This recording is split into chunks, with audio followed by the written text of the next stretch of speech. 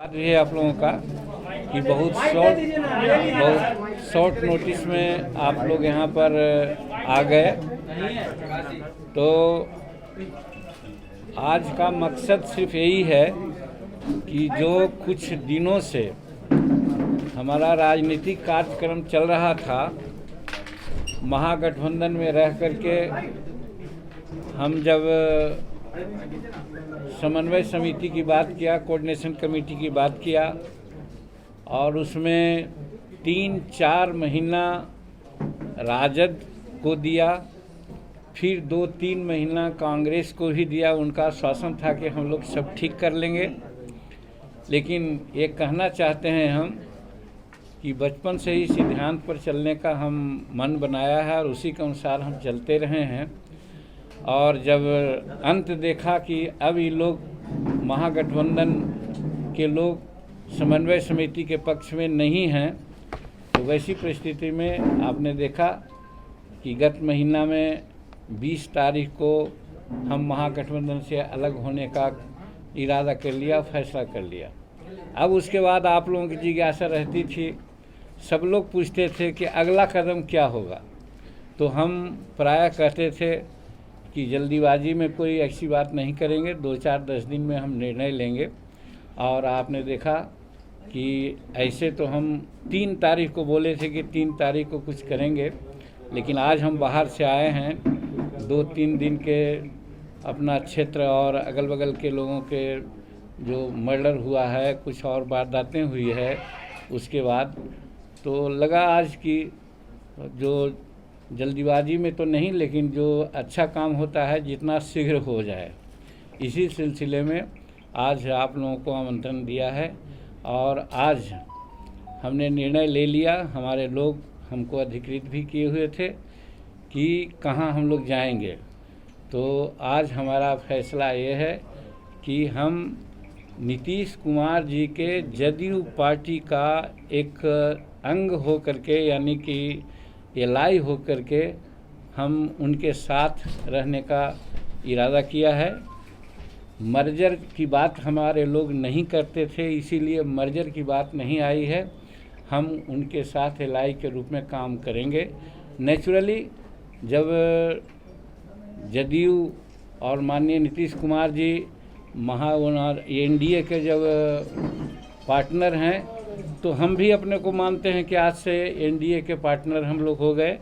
लेकिन ये बात सही है कि हम नीतीश कुमार जी के जदयू के नज़दीक हैं और उन्हीं को अपना पार्टनर मान करके आज हम चलने को फैसला किया है। अब इसमें कुछ प्रश्न आता है, आप लोग प्रश्न कीजिएगा स्वाभाविक कि क्या है शर्त, कितने सीट पर लड़ेंगे।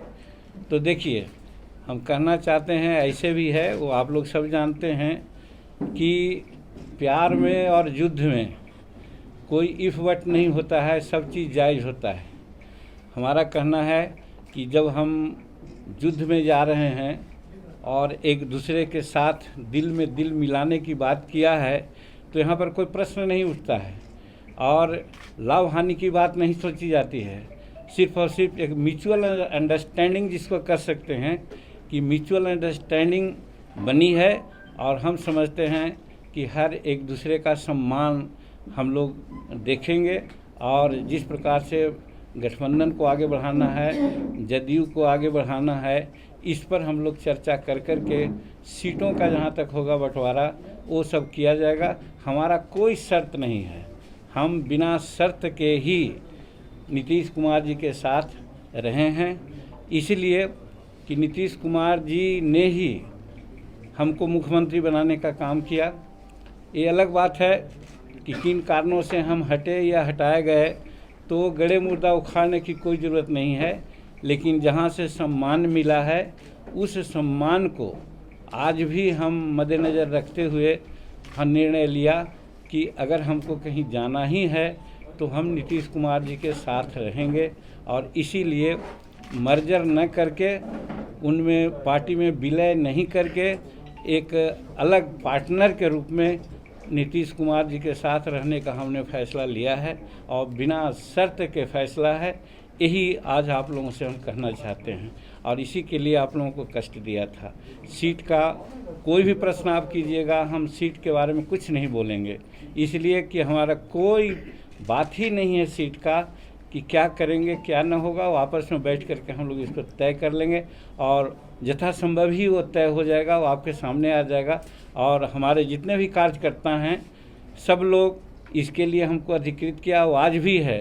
हमारे कार्यकर्ता सभी अनुशासित हैं और जो भी निर्णय होगा उसको मान्य करके जिस गठबंधन के साथ हम लोग आज फैसला ले रहे हैं नीतीश कुमार जी के साथ और एनडीए के साथ, उसको जिताने के लिए हमारे सभी कार्यकर्ता समस्त बिहार में प्राणपण से लगेंगे और राज्य हित में बिहार में एनडीए की सरकार बने, इसके लिए हम लोग एड़ी चोटी का पसीना एक करेंगे।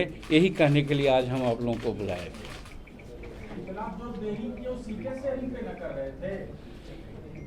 देखिए, कोई भी काम जब होता है तो विचारों उपरांत होता है और विचार तो अपना हम उसी दिन मन बना लिया था, लेकिन हमारे यहाँ जमहूरियत है, डेमोक्रेसी है।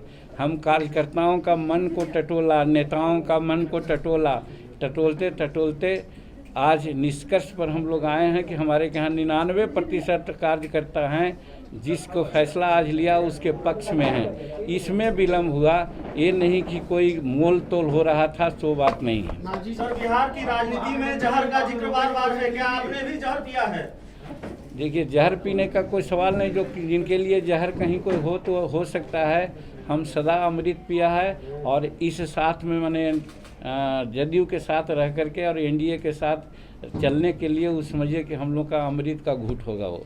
सर, आपको नहीं लगता है जहाँ फायदा रहता है वहीं आप रहते हैं? बेटे को विधान पार्षद बनाना था तो राजद के साथ थे, फिर पलटी मार दी है। देखिए, कई एक बार के ये सब बेतुकी बात आप बोलते हो, इसलिए हम कहते हैं कि हमारा संतोष जो एमएलसी हुआ है वो 7वां पास है कि 8वां पास है? वो क्या योग्यता, कृपा के कौन बात है? अरे उस समय दूसरी बात को भी आप लोग सोचिए, उस समय ये अररिया का चुनाव किसने जिताया, जहानाबाद का चुनाव किसने जिताया? अगर हम 6 विधायक और 7 विधायक जिताए गए, उसमें एमएलसी उन्होंने बिना मांगे उन्होंने कहा, और वैसा मुसहर कम्युनिटी के लोगों को कहा जिस कम्युनिटी में पढ़े लिखे लोग कम होते हैं। संतोष एमए है, पीएचडी है, नेट है, प्रोफेसर है, इसके बाद उसका चयन कोई दया की बात नहीं है, वो डिजर्व करता है। और लालू जी उस समय अपना ये में गर्ज में हमसे नहीं है, बसंती जी बैठे हुए हैं, यही दानी जी बैठे हुए हैं, टाइम विदाउट नंबर कि भाई किसी तरह से जीतन मांझी को लाइए। और ठीक है, हम तो थे एनडीए में ही, हर तरह से प्रतिष्ठा थी। प्रधानमंत्री बहुत लोगों को नहीं जानते हैं, लेकिन जब मीटिंग 2015 में होती थी तो किसी का नाम नहीं होता, सबसे पहले जीतन मांझी का नाम लेते थे। अभी इंडिया राइजिंग का चल रहा था वहाँ दिल्ली में, हम 3rd फ्रंट में बैठे हुए थे। वही कुकुट बांध के बारे में उन्होंने चर्चा शुरू किया कि हम बिहार के लिए किया, जो 24 करोड़ में था अब 300 करोड़ में होने जा रहा है, हमने उसको किया। देखिए, जीतन मांझी बैठे हुए हैं, उन्हीं का राज का। सब लोग देखने लगा कि कौन जीतन मांझी है। तो कहने का मेरा मतलब, हमको हर तरह से सम्मान था, लेकिन लालू प्रसाद जी के गलत माने चक्कर में हम पड़ गए कि आओ भाई, जो एनडीए नहीं कर रहा है हम लोग आपको साथ देंगे, चाहे आरक्षण का मामला हो, सामाजिक न्याय का मामला हो। लेकिन वहाँ जब हम गए तो हमको तो यही लगा कि वहाँ भाई भतीजेवाद है, करप्शन है, हर तरह से अपने बारे में विशेष सोच है, न कि राज के बारे में सोच है। इसलिए वहाँ गए और जिसमें एमएलसी उन्होंने बनाया, कोई दया उन्होंने नहीं की है, उपकृत हम लोग किया, उनको मेहनत किया गया, उसके ये में उन लोगों ने बनाया। यही आज से आप लोगों को समझना चाहिए। करप्शन वाली चीज 90 के दशक से है, आपको अभी पता चला? सर एक बात बताइए, क्या आप विधानसभा का चुनाव लड़ेंगे? अभी नहीं सोचा है हमने कहा है, ये बात को भी जान लीजिए कि अभी पहले कहा था, एक शब्द को याद रखिए कि हमने कहा था कि बचपन से हम सिद्धांत पर चलने का प्रयास किया है। और ज्येष्ठ राजनीति में जिस समय हम आए थे, हमने कहा था कि 75 वर्ष के उम्र तक सक्रिय राजनीति यानी चुनाव के राजनीति में लोगों को रहना चाहिए। 75 वर्ष की उम्र के बाद चुनाव की राजनीति में नहीं जाना चाहिए। हम 75 वर्ष क्रॉस कर गए हैं। वैसी परिस्थिति में हम 80% अपने को यही सोच रहे हैं कि हम चुनाव नहीं लड़ेंगे, लेकिन जमहूरियत है, कार्यकर्ताओं का मनोबल है, राज्य हित है, जिस दल में हम लोग गए हैं, जिस गठबंधन में गए हैं, उनका क्या विचार है, इस पर विचार करके आगे निर्णय लेंगे। लेकिन अभी यही है, हम अपने मन से चुनाव लड़ने के पक्ष में नहीं हैं। कुशवाहा जी आ रही है आपके साथ? अब ये बात हम नहीं कर सकते हैं क्योंकि हम 2 दिन से बाहर थे, आज आए हैं। क्या यहाँ की पॉलिटिकल स्थिति है इसकी जानकारी हमको नहीं है। सर एक सवाल है कि जिस तरह से मांझी जी, क्या आपको लगता है कि बिहार में अकेले सरकार से दम पे अलग थे, उस समय कई तरह के आरोप थे सरकार के ऊपर, पीछे? बेरोजगारी मुद्दा रहा, दलितों को का शोषण आपने मुद्दा बनाया, कई तरह की चीजें। क्या लग रहा है कि आप जब जदयू में मिलने जा रहे हैं तो ये मुद्दा जीतन राम मांझी के लिए सक्रिय रहेगा, ये बंद हो जाएगा, बैठ जाएगा? देखिए, कोई भी मुद्दा को सॉर्ट आउट करने का तरीका होता है। जब बाहर रहता है आदमी तो बोल करके भड़ास निकालता है, लेकिन जब साथ होता है तो मिलजुल करके विचारों उपरांत अगर कहीं कोई कमी है उसको दूर करने का प्रयास करता है। तो हम नीतीश जी के साथ और एनडीए के साथ इसलिए आए हैं कि कहीं कोई बातें ऐसी होगी जो जनता आजकल उसको नहीं समझती है या कहती है कि ये गलत बात है, उन बातों पर विचार करके हम ठीक रास्ते पर चलें, इसका भी प्रयास हम करेंगे।